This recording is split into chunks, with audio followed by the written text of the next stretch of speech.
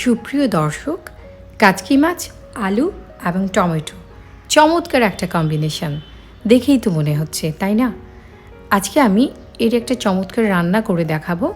যারা রান্না করতে জানেন না তারাও খুব সহজে এত টেস্টি একটা রান্না করতে পারেন যদি এই রেসিপিটা ফলো করেন। আশা করি সবার এটি কাজে আসবে।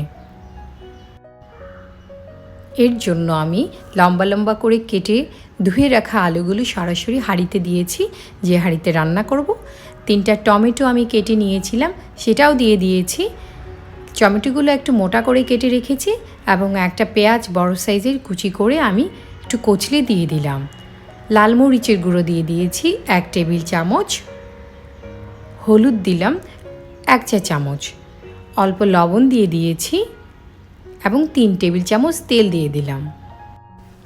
আমি এখানে মাঝারি সাইজের 2টি আলু ব্যবহার করেছি, আপনারা আপনাদের স্বাদ মতো বাড়িয়ে কমিয়ে দিতে পারেন। এবার আমি কয়েকটি কাঁচা এবং লাল মরিচ দিয়ে দিলাম। ঝালটাও আপনারা আপনাদের পছন্দ মতো দিতে পারেন। আমি আজকে কাচকি মাছ রান্না করে দেখাবো, সেজন্য এগুলো ভালো করে ধুয়ে নিয়েছি, ধুয়ে বেছে পরিষ্কার করে নিয়েছি। এখানে আমি 1/2 কেজি কাচকি মাছ ব্যবহার করছি। এবার আমি কাচকি মাছ দিয়ে জাস্ট আমি মিক্স করে নেব। যেহেতু মাছ এগুলো খুব নরম, তাই জোরে মাখিয়ে নেওয়ার কোনো প্রয়োজন নেই, শুধু একটু মিশিয়ে নিলেই হয়ে গেল।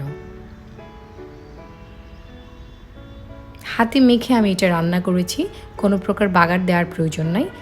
এই রান্নাটা অত্যন্ত সুস্বাদু এবং বাংলাদেশি রেস্টুরেন্টগুলোতে এভাবেই রান্না করে। এতে মাছের যে একটা ফ্লেভার, এটা খুব অটুট থাকে। এবার আমি হাতটা ধুয়ে টোটাল আমি আধা কাপ পানি দিয়ে দিয়েছি। টমেটোগুলো একটু মোটা করে কাটার কারণ হচ্ছে যাতে রান্নার পরও টমেটোগুলো দেখা যায়। আমি উপরের দিকে টমেটোগুলো একটু বিছিয়ে দিচ্ছি, তাতে করে দেখতে ভালো লাগবে। এবার আমি ঢাকনা দিয়ে ঢেকে আমি এটাকে রান্না করব। মাঝারি থেকে হাই হিটে প্রথমে কিছুক্ষণ জাল দেওয়ার পর পরে আঁচটা কমিয়ে নিলেই হবে। তার মধ্যে নেড়ে চেড়ে নেওয়ার প্রয়োজন নেই, যেহেতু ছোটো মাছ এটা ভেঙে যাবে।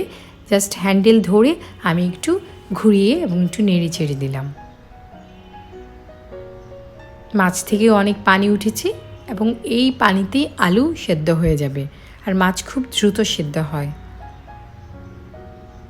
ঝোল অনেকটাই কমে গেছে, আমি একটু চেক করে নিচ্ছি। এরই মাঝখানে লবণটাও চেক করে নেবেন ঠিক আছে কিনা। আবারও ঢাকনা ঢেকে কিছুক্ষণ রান্না করব। পানি আরও কমিয়ে এসছে।